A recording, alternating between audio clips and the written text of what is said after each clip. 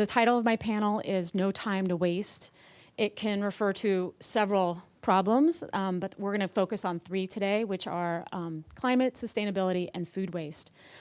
I'm going to introduce everybody that's going to come. They're going to come up and talk one by one, and then we'll all gather and I'll do a short Q&A. So Lynda Deakin is a managing director at IDEO, and she manages their food team. Lynda will walk us through how design thinking can bring radical change to their companies, their business partners. Then we'll have Chris Cochran, who is the executive director of ReFed. ReFed is a think tank, and it focuses on food waste alone. They use data and insights and a cross-cultural group of people around the world, like academics, not the world, the nation, and they focus on activating those solutions based on their data and insights. So Chris likes to say they're a think tank and a do tank. They're doing work as well. Then we're going to go to Anthony Mint, who I think you guys all know. This is actually the first year that the Basque Culinary Center has had the winner at the event, and I'm so excited to have him on my panel. Anthony will talk about his climate work and to start in the Bay Area, but I guess we've got it global already. And last, we're going to go to Lauren Poncia, who farms. His family is a 4th-generation farming family up in Tamales, and he's working on sequestering carbon in his land, which means he's both raising animals and saving our environment, a feat that many think is impossible. So we'll hear how it's not. Anyway, so I'm going to turn it over to Lynda Deakin, and she'll talk to you about design. Good morning, everybody. Just get my slides up here. So I'm really excited to be here and talk to a room full of people who are excited to embrace the big challenge of waste in our food system. I'm going to bring a slightly different perspective than those that we've heard this morning. A lot of our work is focusing on big players in the food system and trying to nudge them in the right direction and to recognize the role that they're playing in creating waste in our food system. So when you think about redesigning the world's food system, it is really hard to imagine where you'd begin. Our global food system is broken in so many ways. You know, we have basic lack of respect for our natural resources, such as land and water. We're faced with hunger and malnutrition in some of our most developed countries. Obesity rates are growing across the globe in every country. And we're wasting close to 1/3 of all the food that we produce each year. We're also squeezing cost out of the supply chain, and we're devaluing and underpaying the farmers that are responsible for the food that we eat. And we're overpackaging food that's contributing to oceans full of plastic. And the list goes on, and you guys are fully aware of a lot of these issues. So if you to think about redesigning our food system, it is hard to imagine where you'd start. And it's no wonder that we're paralyzed and feel somewhat helpless to face some of these challenges. They are huge. But we designed ourselves into this current state. Surely that means we can use design to get ourselves out of this current state. When faced with a challenge of this scale, design might not be the first tool in your toolkit that you'd turn to.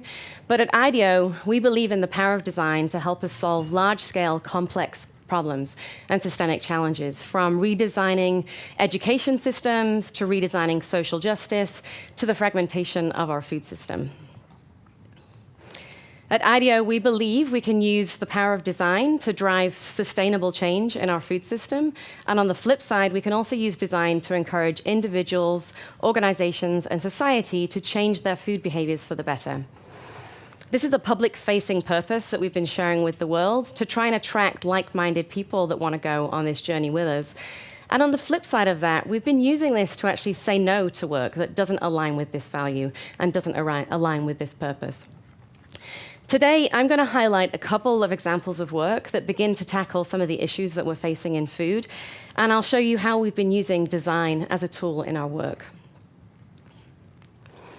So the first story is about collaborating with your competitors for societal change. The one thing I've noticed about chefs that I absolutely love is that they work together. they collaborate, they share ideas, and they build coalitions and create manifestos that bring people together to create societal change. When you think about large players in the food industry, this typically doesn't happen at all. In fact, they're incentivized not to work with one another. And in most organizations, intellectual property drives so many decisions that it's so hard to imagine actually working hand in hand with your competitors. But they need to work together because a lot of the issues that we're faced with in food right now are not the responsibility of a single organization. They're very complex, they're very nuanced, and they're very systemic, and they need to be faced at the ecosystem level in order to address change. In our work, we've been using design to build new shared futures that bring people together and move the conversation of a circular economy into something that's very abstract, into something quite tangible, that can then be shared on and acted upon collaboratively. CoLab is IDEO's platform for collaborative impact, and last year we hosted our first Circular Economy of Food CoLab, an effort that brought together multiple players across the food landscape and to talk about how we might begin to work waste out of the system. So what I'm going to show you is images of the concepts, there you go, that we developed over the course of 3 days. And the ideas that we created together between these competitor companies to build ideas that span circular food delivery to systems, new systems for handling trash, to circular food packaging, and a more circular way to deal with food waste in restaurants. And for example, Abundance is a dynamic online marketplace. Abundance is a dynamic online marketplace that connects people who want affordable, fresh food and helps you connect with retailers that might have something left at the end of the day. So it's not ending up becoming waste, it's actually being sold with a different pricing structure. Okay. Many of the ideas that we created over the course of those 3 days were taken on by member partners and new collaborators, and they're being developed and further tested. This concept is called Sortie, which helps consumers sort their waste into different waste streams. And this idea was taken on by IDEO, Union Square Parks, and Danone for further testing with consumers in Union Square Park. Their executive director of Union Square Park said they're proud to be investing in a more sustainable future through their waste initiatives.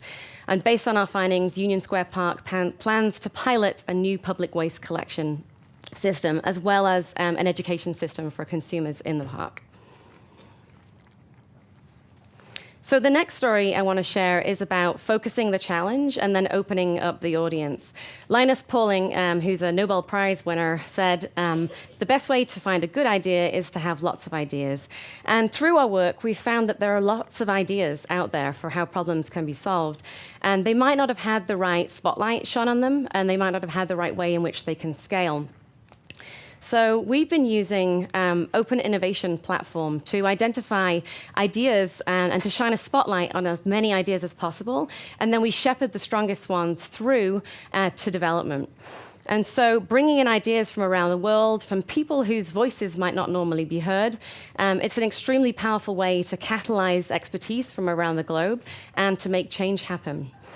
We used our latest Open Innovation Platform Challenge to look at how we might create a zero-waste to-go cup. The music's not mine, by the way.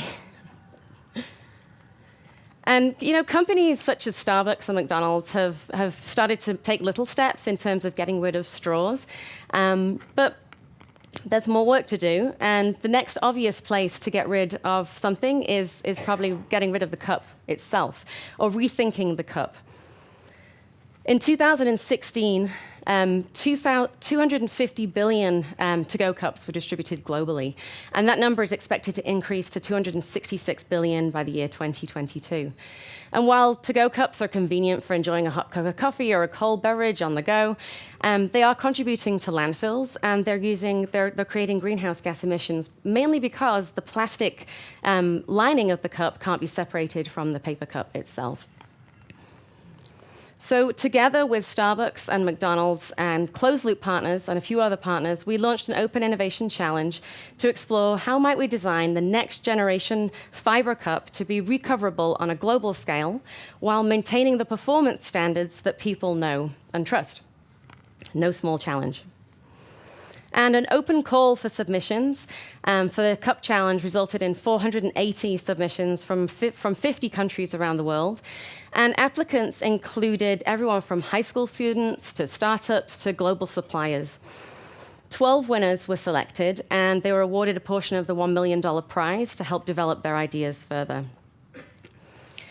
6 are currently in an accelerator program and to help them incubate their solutions.